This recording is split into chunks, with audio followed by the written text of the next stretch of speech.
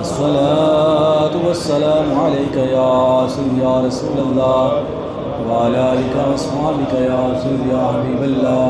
الصلاة والسلام عليك يا سيدي يا رسول الله وعلى آلك وأصحابك يا سيدي يا حبيب الله. حضرات محترم برادران اسلام، اللہ تعالیٰ کا لاکھ لاکھ شکر ہے جس کے فضل و کرم سے میں آپ سب جمعۃ المبارک کی پاکیزہ گھڑیوں میں حاضر ہیں۔ اللہ تعالیٰ ہمیں حق بات کہنے کی توفیق عطا فرمائے اور جو سنائیں اس پر ہم سب کو عمل کرنے کی توفیق عطا فرمائے۔ جیسا کہ آپ جانتے ہیں کہ موجودہ دنوں میں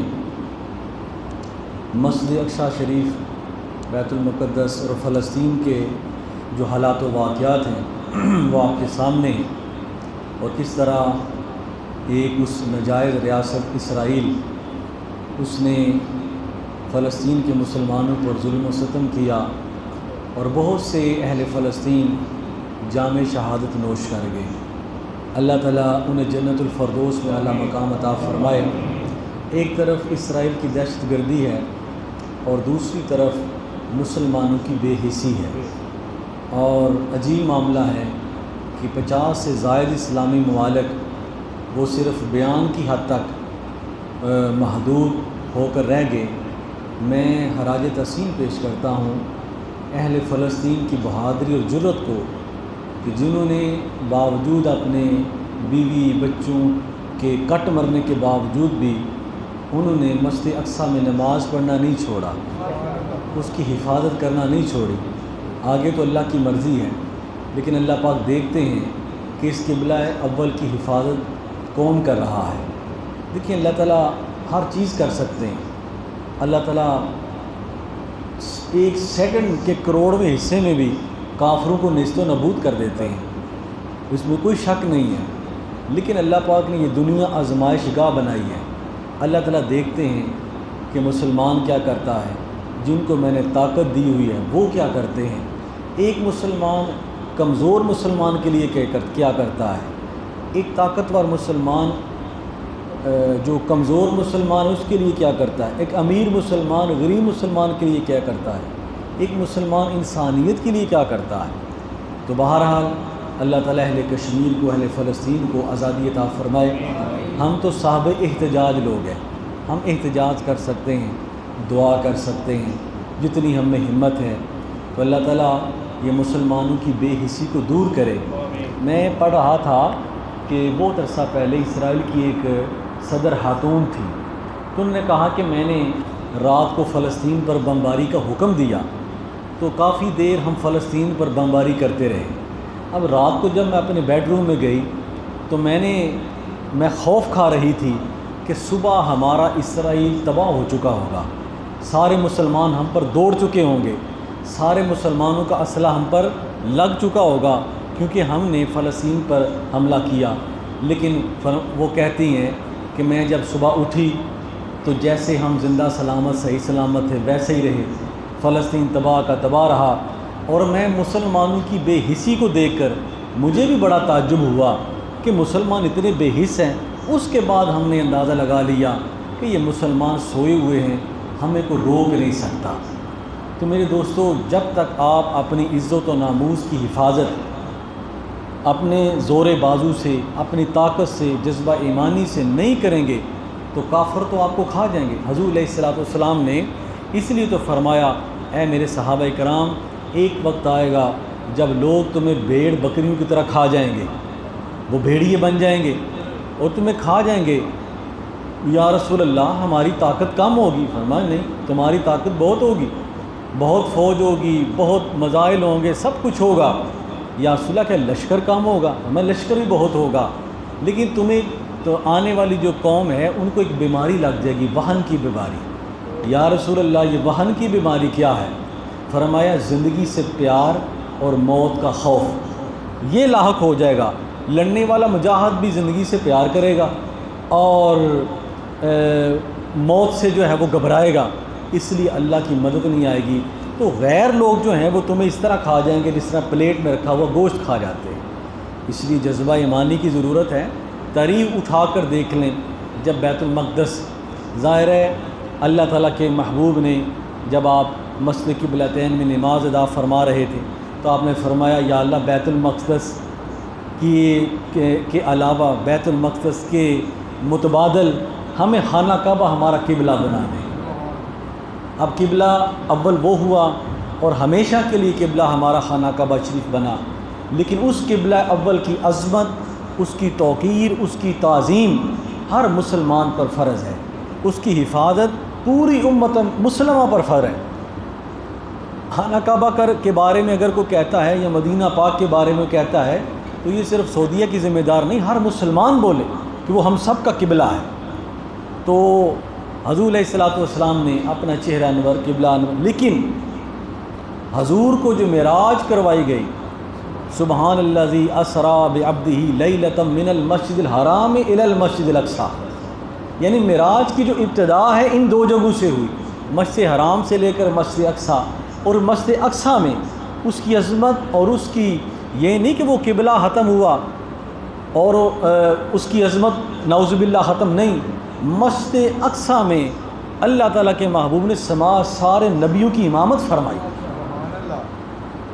رخ ادھر ہے لیکن اس کی تعظیم اجاگر کی جا رہی ہے کہ اس کی عظمت کو بھول نہیں جانا، اس کی شان و شوکت کو بھول نہیں جانا، یہ بھی اللہ تعالیٰ کی طرف سے ایک امتحان ہے۔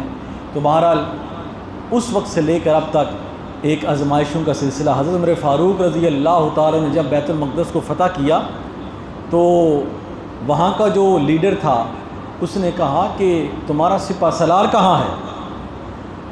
وہ معزز تھے زمانے میں مسلمان ہو کر، ہم ہار ہوئے تارک قرآن ہو کر، ان کے پاس کچھ بھی نہیں ہوتا تھا تو وہ میدان مار لیتے تھے، ہمارے پاس سب کچھ ہے لیکن ہم میدان ہار جاتے ہیں، اندر کچھ نہیں ہے، باہر بہت کچھ ہے لیکن اندر کچھ نہیں ہے۔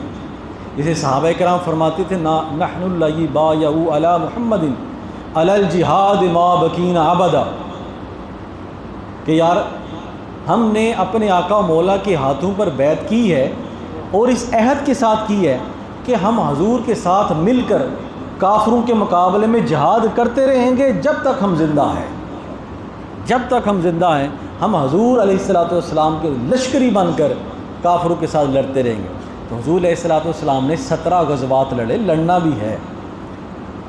قرآن اسلام جو ہے اخلاق سے بھی پھیلا ہے، تلوار سے بھی پھیلا، اس کی بھی ضرورت پڑتی ہے، یہ کہ صرف میان میں رکھنے کے لیے نہیں۔ حضور علیہ السلام نے 17 جنگیں بنفس نفیس لڑی ہیں، 17 جنگیں، غزوات رسول پڑھ کے دیکھیں تو 17 جنگیں حضور علیہ السلام نے بنفس نے خود شریک ہوئے ہیں۔ تو بیت المقدس فتح ہوا، وہاں کے بادشاہ نے کہا، وہاں کا جو سردار اس نے کہا تمہارا سپہ سالار کہاں ہے؟ تو صحابہ نے کہا وہ تو مدینہ پاک میں بیٹھے ہیں۔ تو فرمایا وہ مدینہ پاک میں بیٹھے ہیں اور تم نے ہمیں فتح کر لیا، اس کی وجہ کیا ہے؟ تو جو سپہ سالار تھے انہوں نے کہا اس کی وجہ یہ ہے کہ عمر سوائے رب سے کسی سے ڈرتا نہیں، وہ اللہ کے نبی کا چاہنے والا ہے اور اللہ کے سوا کسی سے ڈرتا نہیں ہے، وہ کسی کے روب کو مانگتا نہیں، وہ جو سامان پر بھروسہ نہیں کرتا، وہ اللہ تعالیٰ کی طاقت پر بھروسہ کرتا ہے۔ تو فرمایا اس نے کہا ہم ہار تو چکے ہیں، یہ بھی زمانے میں زمانہ دیکھا ہے، انہوں نے کہا ہم ہار تو چکے ہیں، عیسائی تھے، انہوں نے کہا ہار چکے ہیں لیکن ہم ان سے ملاقات کرنے چاہتے ہیں، ان کو بلاؤ تاکہ بیت المقدس کی چابیاں انہیں دی جائیں۔ اب حضرت عمر فاروق رضی اللہ تعالی عنہ کو بلایا، خط لکھا گیا، آپ نے بہت بڑا لشکر نہیں لیا، آپ نے بہت بڑی طاقت ساتھ نہیں لی، اپنا ایک غلام لیا اور اپنا ایک ذاتی گھوڑا تھا اسے ساتھ لیا، اور آپ نے غلام سے یہ معاملہ طے کیا۔ ہم کہتے ہیں نا خلفائے راشدین کا دور آ جائے، ریاست مدینہ، ایسے ریاست مدینہ بن جائے، ایسے تو ریاست مدینہ نہیں بنتی۔ آؤ صدیقی روح پیدا کرو، فاروقی روح پیدا کرو، حیدری جذبہ پیدا کرو، عثمان غنی کی حیا پیدا کرو۔ یہ تو نہیں ہو سکتا کہ ساری عیش و عشرت کے بعد، نہیں، ایسا کبھی نہیں ہوگا۔ مدد اسی وقت آتی ہے ان تنصروا اللہ ینصرکم، اگر تم اللہ کی مدد کرو گے اللہ تمہاری مدد کرے گا۔ اب فلسطین سے زیادہ بندے تو ہم نے یہاں مار دیے ہیں، اللہ تعالیٰ رحم فرمائے۔ یا رسول اللہ کا نعرہ لگاتے مار دیے ہیں جی، ہم کشمیر بنانے نکلے تھے، ہم نے پاکستان کو کشمیر بنا دیا، تو پہلے خود جو ہے وہ نمونہ بنے۔ حضرت عمر فاروق رضی اللہ تعالی عنہ آپ نکلے، کہاں سے آئے صدائے لا الہ الا اللہ، وہ حکمران ایسے تھے۔ حضرت عمر فاروق جب نکلے، ایک غلام ہے، ایک سپہ سالار، دنیا کے 3 حصوں پر حکومت کرنے والا بندہ، حضور کا سچا غلام، ریاست مدینہ کا مالک، ریاست مدینہ کا چوکیدار۔ حضرت عمر فاروق ایک ہی کپڑا ہے جس پر پابند لگے ہوئے، اور 7 غلام ہے۔ کہا غلام بات یہ ہے کہ میں تمہیں بیت المقدس تک، جو مدینہ سے کئی مہینوں کی مسافت پر ہے، میں تمہیں پیدل نہیں چلا سکتا، اگر سواری ہے تو ٹھیک، نہیں تو جتنا سفر میں کروں گا اتنا سفر تو بھی کرے گا۔ اگر 5 میل میں گھوڑے پر بیٹھتا ہوں تو لگام پکڑتا ہے، تو 5 میل میں لگام پکڑوں گا تو گھوڑے پر بیٹھے گا۔ اس نے کہا حضور آپ ہمارے امیر المومنین ہیں، ہمارے سپہ سالار ہیں۔ آپ فرمائے نہیں، ایسا نہیں ہو سکتا، محمد عربی کا جو غلام ہوتا ہے وہ امانت دار ہوتا ہے، وہ بددیانت نہیں ہوتا۔ تو فرمایا کہ جب نکلے، جب بیت المقدس پہنچے، وہاں پہنچے نا تو باری غلام کی تھی۔ آپ نے فرمایا گھوڑے پہ بیٹھ، میں لگام پکڑتا ہوں۔ اس نے کہا حضور بات یہ ہے کہ اب دشمن سامنے کھڑے ہیں، تو آپ مہربانی فرمایا میں نے اپنا حق معاف کیا، فرمایا مجھے اللہ سے اپنے حق کی معافی لے کر دو، اگر تو گارنٹی ہے تو ٹھیک، اگر اللہ نے پوچھ لیا کہ تو نے اتنا سفر اس کا کیوں کیا تھا تو میں کیا جواب دوں گا۔ ایسے حکمران تھے۔ تو فرمایا کہ جب مدینہ بیت المقدس میں وہ گھوڑا آ رہا تھا تو یہ لوگ دیکھ رہے تھے، زمانہ دیکھ رہا تھا، تاریخ لکھ رہی تھی کہ گھوڑے پر حضرت عمر فاروق سوار نہیں تھے، وہ غلام سوار تھا اور لگام پکڑی ہوئی تھی۔ صحابہ کرام نے دیکھا کہ ہمارے امیر المومنین جو ہیں، اتنا بڑا اجتماع ہے، اتنی بڑی طاقت جمع ہے اور یہ شکست کھا چکے ہیں، تو یہ کیا معاملہ ہے؟ تو اس پادری نے پوچھا، سپہ سالار نے پوچھا کہ یہ جو آ رہے ہیں، فرمایا یہ جو گھوڑے پہ بیٹھا ہے یہ ہمارے امیر المومنین کا نوکر ہے، اور جو گھوڑے کی لگام پکڑ کر آ رہا ہے یہی عمر فاروق ہے۔ اب وہ رو پڑا، اس کی آنکھوں سے آنسو نکل آئے۔ اس نے کہا اصل میں بات یہ ہے، یہ بیت المقدس تم نے فتح نہیں کیا، عمر فاروق کے جذبہ ایمانی نے کیا۔ تو یہ حالات بھی تھے، یہ معاملات بھی تھے۔ پھر صلاح الدین ایوبی کا دور آیا۔ تو میرے دوستو کہنے کا مقصد یہ ہے کہ جب مسلمان میں جذبہ ایمانی ہو، جرت ہو، دلیری ہو، تو پھر ایسے وقت نہیں آتے۔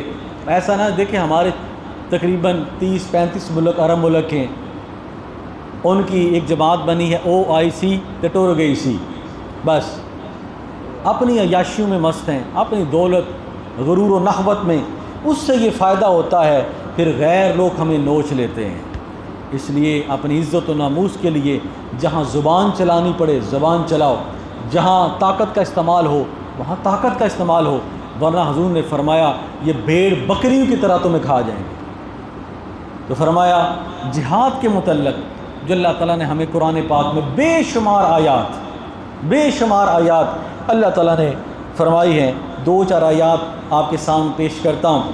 فرمایا وقاتل المشرکین، اے محبوب جب وقت آئے تو مشرکین سے جہاد کرو، اگر تم پر حملہ کر دیں، اگر یہ تمہارے ساتھ لڑنا چاہیں تو پھر لڑو۔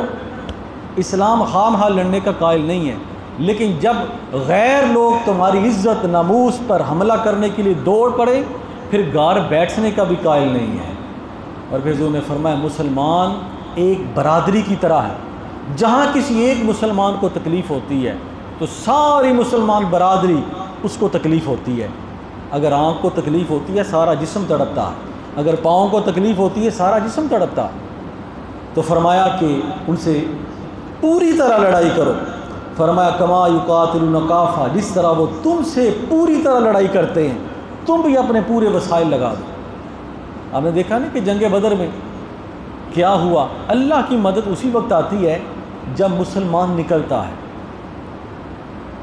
جب کافر بندہ ایک جوش کے ساتھ اگر ایک میزائل چلاتا ہے نا، تو ایمان والا جوش کے ساتھ ایک میزائل چلائے تو اللہ تعالیٰ اسے 70,000 میزائل بنا دیتا ہے۔ اگر ایک بندہ نکلے تو اسے اللہ تعالیٰ 700 گنا تک بڑھا دیتا ہے۔ یہ اللہ تعالیٰ کا وعدہ ہے۔ اللہ تعالیٰ نے پہلے تم نے نکلنا ہے، پہلے اپنا جذبہ دکھاؤ۔ اس لیے تو جنگ بدر میں جب حضور نے اپنے صحابہ کا جذبہ ایمانی دیکھا نا تو اللہ کے حضور دعا فرمائی، یا اللہ اگر ان کو شکست ہو گئی نا تو قیامت تک تجھے سجدہ نہیں ہوگا، ان کو فتح دے۔ اللہ تعالیٰ نے فرمایا، محبوب میں نے تیرے غلاموں کے جذبہ ایمانی کو دیکھا ہے، یہ نہتے بھی ہیں، ان کے پاس کو گھوڑا تیر تلوار بھی اس طرح نہیں ہے جس طرح دشمن کے پاس ہے۔ وہ دیکھو میں نے جبرائیل کی سرداری میں 3000 فرشتے بھیج دیے ہیں، 5000 فرشتے بھیج دیے ہیں۔ تو اللہ کی مدد آتی ہے، لیکن اس وقت آتی ہے جب ہمارے حکمران جو ہیں، امت مسلمہ کے حکمران جن کی ذمہ داری ہے، جن کو اللہ پاک نے یہ منصب دیا ہے، وہ بولیں گے تو فرمایا تم بھی ان کے ساتھ لڑو۔ فرمایا وَاعْلَمُوا أَنَّ اللَّهَ مَعَ الْمُتَّقِينَ، یاد رکھو اللہ تعالیٰ اپنے بندوں کے ساتھ ہے، متقین کے ساتھ ہے، پرہیزگاروں کے ساتھ ہے۔ آگے اللہ تعالیٰ نے ارشاد فرمایا دوسری آیت میں، کتب علیکم القتال، اللہ تعالیٰ نے تم پر جہاد فرض کیا ہے، اللہ نے تم پر جہاد فرض کیا ہے جب ضرورت پڑے۔ اب ہماری تو ماشاءاللہ افواج ہیں، اللہ تعالیٰ ان کو سلامت رکھے ہیں جی، تو جن کے پاس طاقت نہیں ہوتی ان کی مظلومیت کا کیا حال ہوتا ہے۔ اس لیے اسلام کہتا ہے اپنی طاقت بناؤ تاکہ دشمن کے مقابلے میں جب وقت آئے تو تمہیں پریشانی نہ ہو، جہاں تک ہو سکے۔ حضرت عمر فاروق رضی اللہ تعالیٰ نے فرمایا اپنے بچوں کو جنگ کا ماحول اس کے لیے تیاری کیا کرو۔ آج کل ہمارے بچے موبائل کو تو ایکسپرٹ ہیں، ان کو کہاں چلانی آتی ہے، مشکل وقت آ جائے تو یہ کیا کریں گے، کچھ بھی نہیں کریں گے۔ تو ہماری افواج جو ہیں وہ لڑیں، جب وقت آئے تو ہمارا فرض ہے ہم ان کے ساتھ ہو جائیں، ان کے ساتھ مل کر دشمن کا مقابلہ کریں۔ تو فرمائیے تم پر جہاد، یہ جہاد کا سلسلہ چلنا ہے، یہ ہمارے پڑوس میں ہمارا دشمن ہے، اس کی نیت کو ٹھیک تو نہیں، تو جب بھی وقت آئے جہاد کرو اپنی جان مال اولاد کے ساتھ۔ تو فرمایا وَهُوَ كُرْهٌ لَكُمْ، اگرچہ وہ تمہیں ناپسند ہی ہو لیکن پھر بھی تمہارے اوپر جہاد کرنا فرض ہے جب مشکل وقت آ جائے۔ پھر حضور علیہ الصلوۃ والسلام نے فرمایا انفروا خفافا وثقالا، فرمایا جہاد کے لیے نکلو چاہے تمہارے پاس کچھ ہے چاہے کچھ نہیں ہو، چاہے ہلکے ہو چاہے بوجھل ہو، پسند کرتے ہو نہیں پسند کرتے، جب دشمن نے حملہ کر دیا ہے تو پھر تم بھی نکلو۔ اب یہ بیت المقدس پر حملہ یہ پوری ملت اسلامیہ کی ناموس پر حملہ ہے۔ چاہیے تو یہ ہے کہ اس طرح بیانات کیے جائیں، اس طرح روک ڈالا جائے۔ اور میں جو موجودہ حالات میں سمجھتا ہوں کہ اسرائیل کی جتنی بھی پروڈکٹس ہیں، اگر تمام اسلامی ملک اس کو ختم کر دیں 5 سیکنڈ میں اسرائیل ختم ہو جاتا ہے۔ بائیکاٹ کر دیں، اگر لڑنا نہیں ہے تو اس کی جو ہے جو اشیاء ہیں اس کا بائیکاٹ کر دیں تو 5-10 منٹ میں ختم ہو جاتا ہے، اس کی معیشت ختم ہو جاتی ہے۔ اور آج کل تو ویسے ہی معاشی جنگیں ہیں، جس کی معاشی حالت بگڑ جائے وہ ملک ویسے ہی بیٹھ جاتا ہے۔ تو یہ اگر کیا جائے، صرف 3-4 ارب ملک اس چیز کو کر دیں تو اسرائیل کا وجود ختم ہو جاتا ہے۔ لیکن یاد رکھیں ایک خوشخبری اللہ تعالیٰ نے مسلمانوں کو عطا فرمائی ہے۔ فرمایا حضور نے فرمایا مسلمانوں یہود و نصارہ کو اپنا دوست نہ بناؤ، یہ تمہیں نقصان دیں گے، اس وقت تک نقصان دیں گے جب تک تم ان کے دین میں داخل نہیں ہو جاتے۔ فرمایا ایک وقت ایسا آئے گا کہ یہودی اسلام کو اتنا نقصان دیں گے اور مسلمان پھر ڈٹ جائیں گے۔ تو فرمایا حضور نے فرمایا ایک وقت ایسا آئے گا کہ یہودی جس پتھر کے پیچھے چھپ جائے گا وہ پتھر بھی بولے گا اے مسلمان میرے پیچھے یہودی چھپا ہوا ہے، میں پیچھے ہٹتا ہوں، اس کو مار دے۔ یہ اتنی قابل نفرت قوم ہے، لیکن جو موجودہ حالات ہیں اس میں یہ ہے کہ ان کا بائیکاٹ اس طرح کیا جائے جس طرح کر سکتے۔ تو اگر یہ کر دیا جائے تو میں سمجھتا ہوں اس کا وجود ہی ختم ہو جاتا ہے۔ لیکن فلسطین میں آپ بھی دیکھتے ہیں، ہم بھی دیکھتا ہوں میڈیا کے ذریعے کہ وہ ٹینک لے کر آ رہے ہیں، ادھر چھوٹے چھوٹے بچے جو ہیں پتھروں کے ساتھ مقابلہ کر رہے ہیں، ان کے پاس جہاز ہیں، ان کے پاس گلیلے ہیں۔ تو بس یہ اللہ تعالیٰ بیت المقدس کی حفاظت فرمائے، اللہ تعالیٰ مسلمانوں کے حکمرانوں کو جو ہے وہ جذبہ ایمانی عطا فرمائے۔ تو فرمایا یہ جذبہ ایمانی کیسا ہونا چاہیے۔ ایک واقعہ سنانے کے بعد میں اپنی گفتگو کو ختم کرتا ہوں کہ ایک جنگ میں غالباً غزوہ احد تھا، تو حضرت عبداللہ بن جحش اور حضور کے ایک اور صحابی تھے، کیسا جذبہ تھا۔ تو جنگ میں جانے سے پہلے نے کہا آؤ یار ایک دوسرے کے لیے دعا کرتے ہیں، جب بارش ہو رہی ہو تو دعا کریں، اللہ تعالیٰ قبول فرما لیتے ہیں، جب جنگ ہونے لگے تو دعا کرو تو اللہ تعالیٰ قبول فرما لیتے ہیں۔ تو حضرت عبداللہ بن جحش اور دوسرے حضرت سعد بن وقاص تھے، انہوں نے کہا ہم دعا کرتے ہیں ایک دوسرے کے لیے، اللہ تعالیٰ قبول فرما لے۔ فرمایا سعد پہلے تم دعا کرو، میں آمین کہتا ہوں، پھر میں کروں گا تم آمین کہنا۔ تو حضرت سعد نے دعا کی یا رب العالمین میں لڑوں جاؤں اور پھر میں لڑتے لڑتے صحیح سلامت واپس آ جاؤں، یعنی میں غازی بن کے واپس آؤں۔ اور تو حضرت عبداللہ بن جحش نے فرمایا آمین، اللہ تیری خواہش پوری فرمائے۔ پھر حضرت عبداللہ بن جحش نے دعا فرمائی یا اللہ میں جاؤں اور میں لڑوں اور لڑتے لڑتے میرے جسم پر اتنے زخم آ جائیں کہ میرا ناک بھی کاٹ دیا جائے، میرا جسم بھی کاٹ دیا جائے، میرے بازو بھی کاٹ دیے جائیں، میری آنکھیں بھی نکال لی جائیں، میری ٹانگیں بھی کاٹ دی جائیں، میرا یہ حال کر دیا جائے، اور اسی حالت میں تیری بارگاہ میں جب پہنچوں اور تو مجھ سے پوچھے کہ عبداللہ یہ تیرا حال کیوں کیا گیا، تو میں تم سے یہ کہوں یا اللہ کہ یہ تیرے اور تیرے رسول کی محبت میں کیا گیا۔ نعرہ تکبیر، نعرہ رسالت، نعرہ حیدری۔ فرمایا کہ آپ کی شہادت ہوئی تو آج آپ کا مزار میدان احد میں حضرت مصعب بن عمیر، حضرت امیر حمزہ، حضرت عبداللہ بن جحش، یہ تینوں کی جو قبریں ہیں وہ آج بھی ہمیں خوشبو دیتی ہیں۔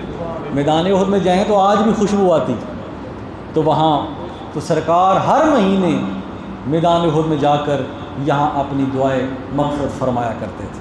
تو فرمایا آپ نے فرمایا آمین۔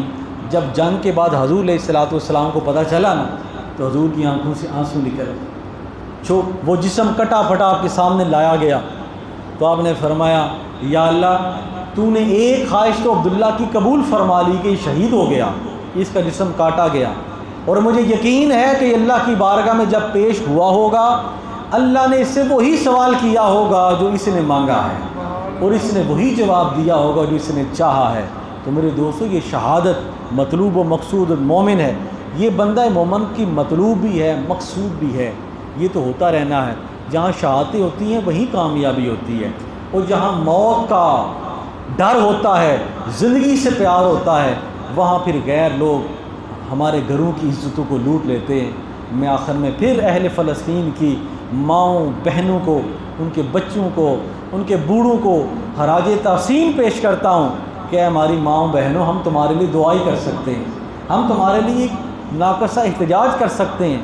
اللہ تعالیٰ تمہیں کامیابی بھی عطا فرمائے، اللہ تعالیٰ تمہارے حوصلوں کو اور زیادہ تقویت عطا فرمائے، اور بیت المقدس کی حفاظت کے لیے جو تم دن رات قربانیاں پیش کرتے ہو اللہ تعالیٰ نے قبول بھی فرمائے، اور اللہ تعالیٰ مسلمان حکمرانوں کی بے حسی کو دور فرمائے۔ وما علینا الا البلاغ وآخر دعوانا ان الحمد للہ رب العالمین۔ سنتے ادا فرمائے۔